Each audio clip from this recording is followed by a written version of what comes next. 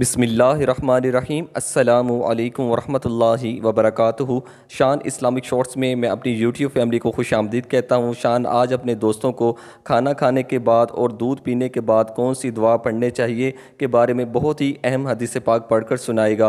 मैं अपने तमाम नाज़रीन से ये गुजारिश करूँगा कि वो इस हदीस पाक को एंड तक लाजमी मुलाहिज़ा फरमाएँ और आप सल्लल्लाहु अलैहि वआलिहि वसल्लम की मसनून दुआओं को सीखें। अल्लाह ताला की ज़ात आपको पूरी हदीस को सुनने और इस पर अमल करने की हिम्मत और तौफीक अता फरमाए, आमीन। मैं अपने तमाम नाज़रीन से ये भी गुजारिश करूँगा कि अगर आप मेरे इस चैनल शान इस्लामिक शॉर्ट्स पर नए हैं तो इसको सब्सक्राइब कर लें और साथ लगे बेल के आइकन को दबाना ना भूलें ताकि आपको मेरी हर लेटेस्ट वीडियो मिल सके।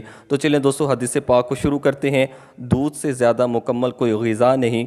रसूलुल्लाह सल्लल्लाहु अलैहि वआलिहि वसल्लम ने फरमाया, जब तुम में से कोई खाना खाए तो यूँ दुआ किया करे, अल्लाहुम्मा बारिक लना फ़ीही व अतइमना खैरन मिनहु। ए अल्लाह, हमें इसमें बरकत दे और इससे उम्दा अता फरमा। और जब दूध पिए तो यूँ कहे, अल्लाहुम्मा बारिक लना फ़ीही वज़िदना मिनहु। ए अल्लाह, हमें इसमें बरकत दे और मज़ीद अनायत फरमा।